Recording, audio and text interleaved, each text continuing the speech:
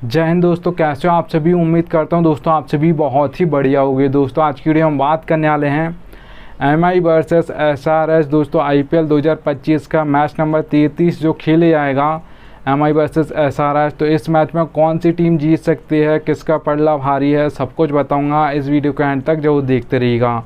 देखिए दोस्तों, सबसे पहले इस मैच की आपको बेसिक इन्फॉर्मेशन बता देता हूँ। अगर मैच नंबर की बात करूँ तो आईपीएल 2025 का मैच नंबर 33 खेले जाएगा। डेट की अगर बात करूं तो 17 अप्रैल 2025 को ये मैच के लिए जाएगा और टाइमिंग सेम रहेगी, 7:30 बजे मैच स्टार्ट हो जाएगा, याद रखना, ठीक है। चलिएगा दोस्तों आगे बढ़ूँ उससे पहले बोल रहा हूँ, अगर आप दोस्तों प्रोबो पर ट्रेडिंग करते हो या किसी भी एप्लीकेशन पर ट्रेडिंग करते हो तो याद से आपके भाई के टेलीग्राम पर जुड़ जाना। आपका भाई आपको बता देगा कौन सी टीम का पलड़ा भारी है, कौन सी टीम जीत सकती है इस मैच को, कौन पिच रिपोर्ट के अकॉर्डिंग सब कुछ रीज़न के साथ बताऊंगा, इसलिए याद से टेलीग्राम पर जुड़ जाइएगा। मैं लिंक आपको दे दूंगा, ठीक है। चलिए दोस्तों स्टार्ट करता हूं। तो देखिए दोस्तों हम वेन्यू से स्टार्ट करते हैं। तो यहाँ पर दोस्तों वानखेड़े स्टेडियम मुंबई में ये मैच खेले जाएगा, याद रखिएगा। अगर मैं पिच रिपोर्ट की बात करूँ इस स्टेडियम की तो यहाँ पर आप देख पाओगे द वानखेड़े स्टेडियम इस batting pitch, batting friendly pitch होने वाली है। अच्छा खासा यहाँ पर आपको स्कोर बोर्ड देखने को मिलेगा, पर अगर आप अच्छे से मतलब पावर प्ले में विकेट दे दोगे तो फिर यहाँ पर आप 160-170 ही बना पाओगे, याद रखना। अगर आप अच्छे से पावर प्ले में खेलोगे तो आप पक्का 200 प्लस दोनों ही टीम जा सकते हैं, याद रखना। दोनों ही टीम्स के पास अच्छी मजबूत बैटिंग है, याद रखिएगा, ठीक है। The venue will be average score आप देख पाओगे 179 है। अगर आप इस ग्राउंड पर डिफेंड करना चाहते हो तो आपको लगभग 180 तो बनाना होगा। अगर आप उससे कम बनाते हो, 160-170 बनाते हो, तो फिर आप उसे डिफेंड नहीं कर सकते हो, याद रखिएगा। 180 में भी यहाँ पर आपको बहुत बेस्ट बॉलिंग करनी होगी, तभी आप डिफेंड कर सकते हो, नहीं तो वो भी चीज़ ईजिली हो जाएगा, याद रखिएगा इस ग्राउंड पर। देखिए दोस्तों यहाँ पर आप देख पा रहे होगे wicket is good for pacers के लिए यहाँ पर अच्छी खासी मदद है, स्पिनर्स के लिए यहाँ पर ज़्यादातर मदद नहीं मिलती है, याद रखिएगा। अब देखिए दोस्तों यहाँ पर कंपैरिजन अगर मैं करूँ तो लास्ट 10 मैचेस के अकॉर्डिंग यहाँ पर आप देख लीजिएगा। अगर यहाँ पर 100 विकेट गिरे हैं तो आप मान सकते हो 67 विकेट जो निकाले आपके पेसर्स ने निकाले हैं और 33 जो विकेट निकाले आपके स्पिनर्स ने निकाले हैं। तो यहाँ पर आप सीधा मान सकते हो यहाँ पर ज़्यादातर जो विकेट लेंगे आपके पेसर्स लेंगे, याद रखिएगा। चलिए दोस्तों आगे चलता हूँ। अब देखिए दोस्तों जो रिसेंट मैचेस ऑन वेन्यू आप देख पा रहोगे इस ग्राउंड पे, जो लास्ट मैचेस हुए हैं 2025 में, वो आप देख पा रहोगे केकेआर और एमआई का हुआ था। तो केकेआर ने यहाँ पर पहला बैटिंग करते हुए 116 पर ऑल आउट हो गई थी 16.2 ओवर्स में, ठीक है। और आपकी जो एमआई थी 121 रन बना दिए थे यहाँ पर उन्होंने, मतलब वन साइडेड इस मैच को जीत लिया था 12.5 ओवर में, 2 ही विकेट लॉस्ट किए थे, याद रखिएगा, ठीक है। तो यहाँ पर वन साइडेड ये मैच हुआ था। और फिर अगर आप बात करोगे इसके बाद जो मैच हुआ था यहाँ पर इस ग्राउंड पर जो 2025 में, वो हुआ था आपका आरसीबी और एमआई का हुआ था। तो यहाँ पर एमआई ने टॉस जीत कर पहले बॉलिंग की थी और यहाँ पर आरसीबी ने पहले बैटिंग की थी। अच्छा खासा स्कोर बनाया था, 5 विकेट लॉस्ट किए थे। और अगर आप कंपैरिजन करोगे दोस्तों एमआई की, तो एमआई लगभग इस मैच को जीत गई थी। अगर हार्दिक पांड्या और तिलक वर्मा आउट नहीं होती तो वन साइडेड इस मैच को भी आप मान सकते थे जीत जाती आपकी यहाँ पर जो एमआई थी, वो याद रखिएगा, ठीक है। पहले तो मैच लगभग आरसीबी की साइड हो गया था पूरा का पूरा मैच, पर जब आपके हार्दिक पांड्या ने हिटिंग स्टार्ट की थी तो वहाँ से पूरा का पूरा मैच आपकी एमआई की ओर से यहाँ पर आ चुका था, ठीक है। फिर आरसीबी ने यहाँ पर 2 विकेट बैक टू बैक ले लिए थे, इसलिए यहाँ पर ये आपकी एमआई टीम ये मैच हार गई थी 12 रन से, ठीक है। अब देखिए दोस्तों उसके बाद ये ही मैच होने वाला आपके एमआई और हैदराबाद का। तो यहाँ पर आप मान सकते हो पहला मैच वन साइडेड हुआ था, वहाँ पर एमआई जीत गई थी। और उसके बाद सेकंड मैच भी लगभग जीत गई थी। अगर वो 2 कैच जल्दी जल्दी विकेट ना गिरते तो यहाँ पर आप मान सकते हो तो एमआई फिर भी इस मैच को जीत जाती। तो यहाँ पर आप मान लीजिएगा इस ग्राउंड पर जो पलड़ा भारी आपके एमआई का है, याद रखिएगा। होम ग्राउंड होने वाला है एमआई का, तो फिर भी यहाँ पर आप ईजिली बोल सकते हो कि एमआई का पलड़ा फिर से भारी है, ठीक है। अब देखिए दोस्तों थर्ड नंबर, अगर टॉस की रोल की अगर मैं बात करूं इस ग्राउंड पर टॉस का क्या रोल होने वाला है, तो टॉस का बहुत बड़ा फैक्टर होने वाला है। ड्यू आती है इस ग्राउंड पर ज़्यादातर। तो याद रखिएगा दोस्तों जो भी टॉस जीतेगा इस ग्राउंड पर वो पहला बॉलिंग करना पसंद करेगा। अगर आपके हार्दिक पांड्या की बात करोगे तो उन्होंने लगभग लास्ट मैच में टॉस हारे थे पर मैच जीत गए थे। वो भी लगभग मैच तो हार गए थे पर फिर मतलब इनबिलीवेबल तरीके से जीते थे, वहाँ से बहुत कम चांस होता है कोई दूसरी टीम जीत जाए, ठीक है। तो यहाँ पर फिर भी बहुत बड़ा मैच जीत कर आई है आपकी डीसी के सामने, जो कि हार नहीं रही थी आपकी डीसी, फिर भी जीत कर आए हैं एमआई वाले।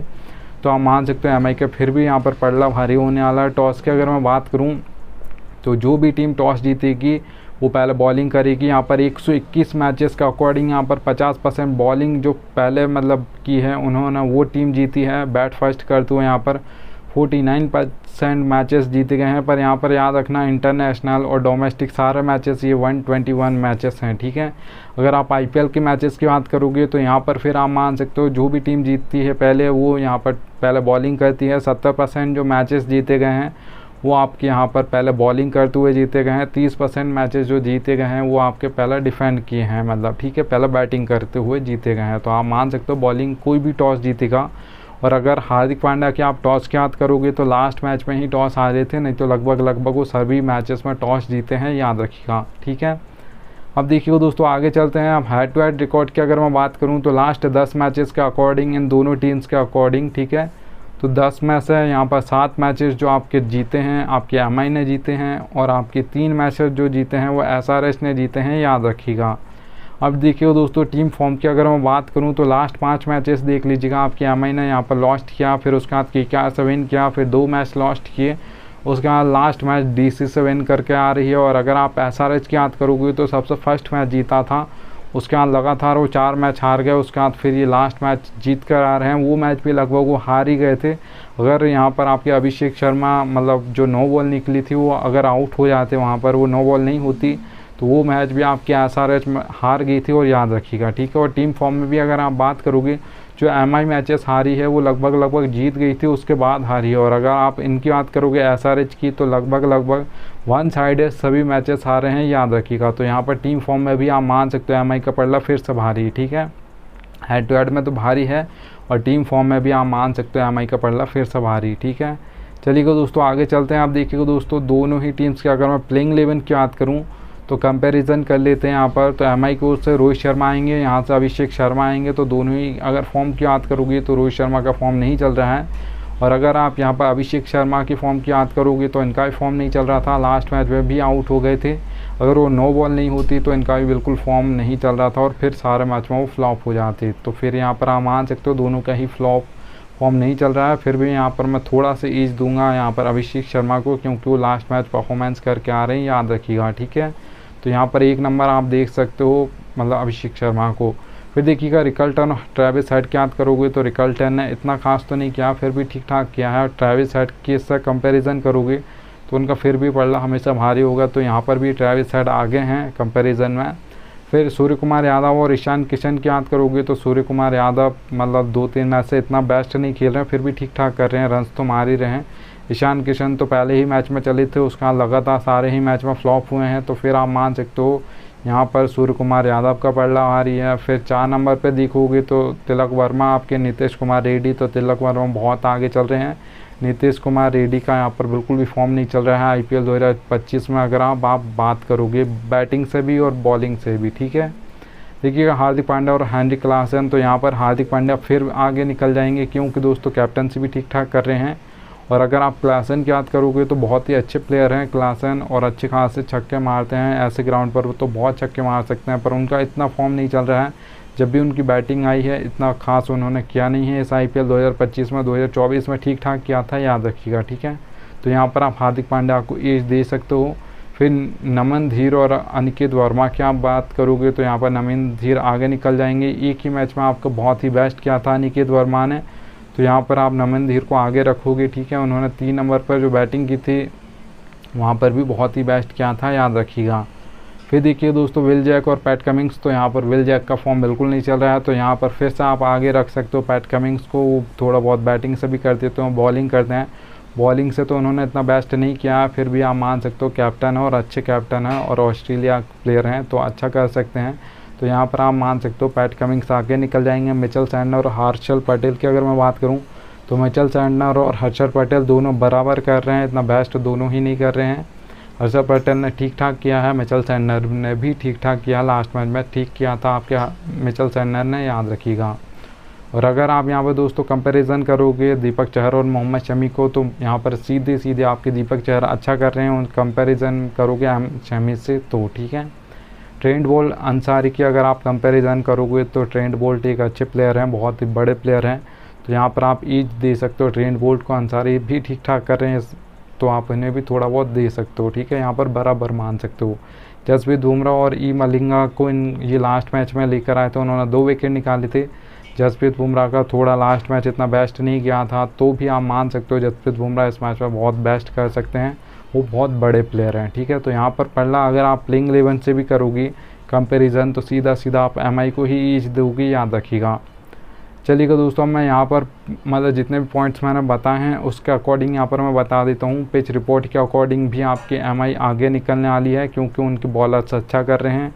और अगर आप कंपैरिजन करोगे एसआरएच के तो उनका बॉलर्स इतना खास नहीं कर रहे हैं, तो भी पिच रिपोर्ट के अकॉर्डिंग जो आपकी डेथ में बॉलिंग करने वाले हैं और पावर प्ले करेंगे, तो यहाँ पर दीपक चहर, ट्रेंट बोल्ट और यहाँ पर जसप्रीत बुमराह होंगे, हार्दिक पांड्या होंगे। तो बॉलिंग से आपकी पिच रिपोर्ट मतलब जो होने वाली बैटिंग फ्रेंडली है, तो यहाँ पर रन्स जो पड़ने वाले हैं अच्छे खासे रन्स पड़ेंगे। तो यहाँ पर पिच रिपोर्ट के अकॉर्डिंग आप मान सकते हो एमआई जीतने वाली है। रिसेंट मैचेस पे अगर आप देखोगे तो लगभग एमआई ने ये दोनों ही जो मैचेस खेले हैं इस ग्राउंड पर वो लगभग जीत लिए थे। पहला मैच तो वन साइडेड जीता था केकेआर से, पर आरसीबी वाला मैच भी लगभग जीत गए थे, पर लास्ट में हार गए थे। ठीक है, तो यहाँ पर आप मान सकते हो फिर भी एमआई को आप दोगे एक और पॉइंट। टॉस रूल की अगर मैं बात करूँ तो यहाँ पर 2022 और यहाँ पर 23-24 की बात करूँ तो 24 में दोस्तों यहाँ पर एमआई वन साइडेड मैच जीती थी। ठीक है, 23 में भी यहाँ पर वन साइडेड मैच जीती थी। 2022 में यहाँ पर एमआई हार गई थी एसआरएच से इस ग्राउंड पर। और टॉस जो भी जीता था वो पहले बॉलिंग कर रहे थे। आपके 2023 की बात करूँ, 24 की बात करूँ तो यहाँ पर एमआई ने टॉस जीता था, पहले बॉलिंग की थी और मैच वन साइडेड जीत गए थे। और अगर मैं यहाँ पर बात करूँ 22 की तो वहाँ पर भी एमआई ने टॉस जीता था, बॉलिंग पहले की थी, पर वहाँ पर 3 रन से मैच हार गए थे, तो वो भी ऑल आउट नहीं हुई थी एमआई, याद रखिएगा। तो वहाँ पर एसआरएच जीती थी 3 रन से। ठीक है, अब हेड टू हेड रिकॉर्ड में अगर बात करूँ तो एमआई हार गए, तो यहाँ पर भी आप एक और पॉइंट दे सकते हो। टीम फॉर्म की बात करोगे तो टीम का फॉर्म भी अगर देखोगे तो आपके एमआई का अच्छा चल रहा है।